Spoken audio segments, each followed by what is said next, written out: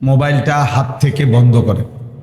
হাতে মোবাইল ধরে একজনও ভিডিও বা রেকর্ড করবেন না। আমি নিষেধ করলাম, আমি বললাম আপনার কোনো ফায়দা হবে না, এটা আমার পরীক্ষিত কথা। নিজের কোনো পরিবর্তন হবে না, এই মোবাইলের যা হবে হবে। আপনার মোবাইল দিয়ে হয়তো অনেক মানুষ দেখবে আর কি, জানবে, আপনার কিছু হবে না। ব্যক্তির পরিবর্তনের জন্য জীবন্ত মানুষের জীবন্ত সাহচর্য জরুরি। এমনে জানা এটা অনেকের পক্ষে সম্ভব, কিন্তু জীবন পরিবর্তন, জীবন গঠন এটা ভিন্ন বিষয়। এমনি মনে করেন আমি এই পরিমাণ তথ্য দিলাম আর আপনারও আন্দাজ হইল যে না হুজুর অনেক স্টাডি করে, অনেক জানে, অনেক দলিল ভিত্তিক কথা বলছে, এগুলো আপনি বুঝছেন আর কি।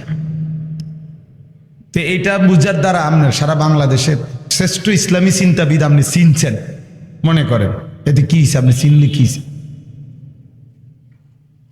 আপনি বা টের পাইছেন যে উনি হলো বাংলাদেশের শ্রেষ্ঠ ইসলামী চিন্তাবিদ। তো এরপরে কি আমরা নিজের ইমান, আমল, আখেরাত, আখলাক, নিজের জিন্দিগির এটার হিসাব বলেন, এটার কথা বলেন। এই জন্য এটা বড় জরুরি। আল্লাহ তাআলা কোরআনুল কারীমের মধ্যে বলছেন, কেন আমি কোরআনের আয়াতগুলো নাজিল করছি, লাআল্লাকুম তাযাক্কারুন, যেন তোমরা উপদেশ গ্রহণ করতে পারো। ইয়াইজুকুম লাআল্লাকুম তাযাক্কারুন, আল্লাহ তাআলা বলেন আমি তোমাদেরকে ওয়াজ করছি কেন, যেন তোমরা উপদেশ গ্রহণ করতে পারো। এই কথাটা কোরআনে বহু আছে, লাআল্লাহুম ইয়াতাফাক্কারুন, যেন আমার বান্দারা ভাবতে পারে, লাআল্লাহুম ইয়াত্তাকুন, যেন আমার বান্দারা মুত্তাকি আল্লাহ ভীরু হতে পারে, লাআল্লাকুম তাত্তাকুন, যেন তোমরা মুত্তাকি হইতে পারো। ইন্না ফী যালিকা লাআয়াতিন লিকাওমিন ইয়াতাফাক্কারুন, নিশ্চয় আমার এই আয়াতের মধ্যে, কথার মধ্যে অসংখ্য নিদর্শন আছে তাদের জন্য যারা ফিকির করে, ভাবে। আল্লাহ তাআলা বলছে ফাতাবিরু ইয়া উলিল আবসার, হে চোখওয়ালারা কিছু তো ভাবো, ফিকির করো, ভাবো। ফাতাবিরু ইয়া উলিল আলবাব, হে বুদ্ধিমান বিবেকবান মানুষেরা তোমরা ভাবো। আমার দিলে যেন ভাবনা আসে, অনুভূতি জাগে, আমার জীবনের মধ্যে যেন ফিকির আসে, আমার মধ্যে যেন উপদেশ হাসিল হয়, এটা মাকসাদ, এটা মাকসাদ। 5 জন বক্তা বয়ান করছেন, আপনি বললেন যে মাঝের জন ভালো হয়েছে, তারপরের জন কিছুটা ভালো, সেটা আপনি তো ইন্টারভিউ না নিলেন, আপনি দেন ইন্টারভিউ না নিলেন, তাহলে এইটা তো মূল বিষয় না। মূল বিষয় হলো আমি গ্রহণ করলাম কি, আমার জন্য কি নিলাম, আমার জীবনের জন্য কি অর্জন করলাম, এটা জরুরি।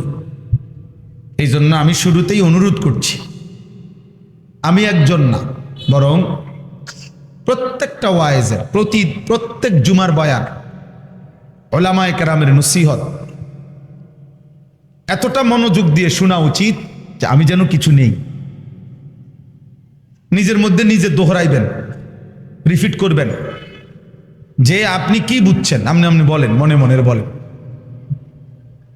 আপনি অন্য একজনকে বুঝাইয়া বলেন যে ভাই আমি শুনছিলাম এই কথাটা, হুজুর এভাবে বলতে চাইছেন, তাইলে ফায়দা হয়। আমার জীবনের আলহামদুলিল্লাহ ছোটবেলার থেকে আমার একটা ছোট্ট অভ্যাস, আমি জীবনে যখনই যে কথা পড়ছি শুনছি তৎনগর খুব দ্রুততম সময়ে 2, 4, 5, 10 বার বলতে চেষ্টা করি। নতুন কিছু পড়লেই শুনলেই কাছের আশেপাশের কোনো না কোনো প্রসঙ্গে এটা বলি। ইজা তাকাররারা তাকাররারা, আরবিতে বলা হয় যখন কোনো কথা রিপিট করা হয়, মানে দোহরানো হয় বারংবার, তাহলে সেটা অন্তরে বসে যায়। এই জন্য আমাদের কওমি মাদ্রাসার পড়ার একটা গুরুত্বপূর্ণ অংশ হলো তাকরার। আমাদের কওমি মাদ্রাসায় সকালবেলা ওস্তাদ জোহর পর্যন্ত যেই পড়াটা পড়ায় সব ক্লাসে, সন্ধ্যার পরে বিকালে ছাত্ররা 10 জন 12 জন গ্রুপ গ্রুপ করে এই সবগুলো সবকের বিষয় তাকরার করে, আবার দোহরায়। এতে করে এটা বুঝতে সহজ হয়, বুঝতে সহজ হয়। এই জন্য ভাই আমার, প্রত্যেকের কাছে আমার অনুরোধ, শতভাগ মনোযোগ দিয়ে, আন্তরিকতা নিয়ে, গ্রহণ করার মানসিকতা নিয়ে আল্লাহর কথা শুনেন। কোন বক্তা কতটুকু জ্ঞানী, মহাজ্ঞানী, মহাপণ্ডিত, এত কিছুর বিষয় দরকার নেই। আল্লাহর কথার প্রতি আন্তরিক হন নিজের জন্য। ইয়া আইয়ুহাল্লাযীনা আমানু আলাইকুম আনফুসাকুম, আল্লাহ তাআলা বলছেন, হে ঈমানদারগণ, তোমরা প্রত্যেকেই নিজেকে আঁকড়িয়ে ধরো, নিজেকে গড়ে তোলো, তুমি নিজেকে সাজাও। এবার গোটা পৃথিবীও যদি পথভ্রষ্ট হয়, তোমারে কেউ গুমরাহ করতে পারবে। যে নারীর কলিজার ভিতরে আছে, যে নারীর দিলের মধ্যে ইয়াকিন আছে যে আমার পর্দা আমার উপরে ফরজ, আমার আখেরাত এটা, তাহলে তার চারদিকের সব নারী উলঙ্গ হয়ে নাচলেও সে বলবে নাচুক, কিন্তু আমার আখেরাত আছে, এটা তার দিলে বসছে, দিলে বসছে। এই সমাজের হাজারো উপার্জনকারী এমন ব্যক্তি আলহামদুলিল্লাহ এখনো আছে, সর্বযুগেই ছিল, যে যারা চারিদিকে দেখে যে চারিদিকে মানুষ হাহাকার হারামের রোজগার করতেছে, সুদ, ঘুষ, মিথ্যা, কিস্তি, ঠকানো, কিন্তু এর মাঝেও অল্প হলেও এমন ইমানদার বান্দা এখনো আছে যে মনে করে যে প্রয়োজনে বুকা থাকবো, অভাবী থাকবো, কিন্তু হারাম খাবো না, হারাম খাবো না। আল্লাহ তাআলা বলেন, তুমি তোমাকে গড়ে তোলো, লা ইয়াদুররুকুম মান দাল্লা ইযা ইহতাদাইতুম, তোমরা যদি নিজেকে হেদায়েতের উপরে তুলতে পারো, নিজেকে গড়তে পারো তুমি, এবার আর পৃথিবীর কেউ তোমাকে, কোনো পথভ্রষ্ট নাফরমান তোমাকে আর পথ হারা করতে পারবে না।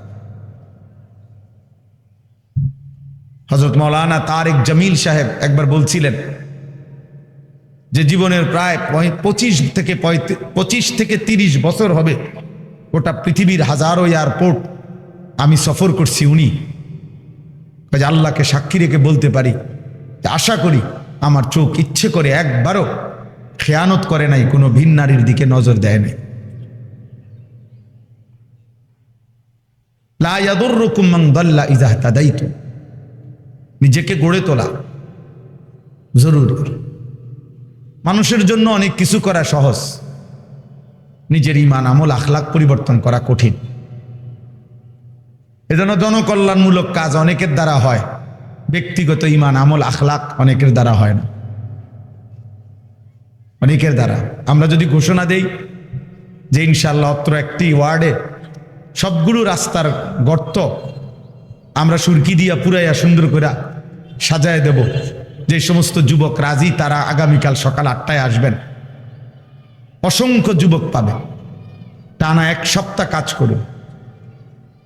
কিন্তু আপনি ঘোষণা দেন আগামী 3 মাস আমরা টানা ফজরের নামাজ মসজিদে প্রথম কাতারে জামাতের সাথে পড়ব, এমন লোক কম পাবে।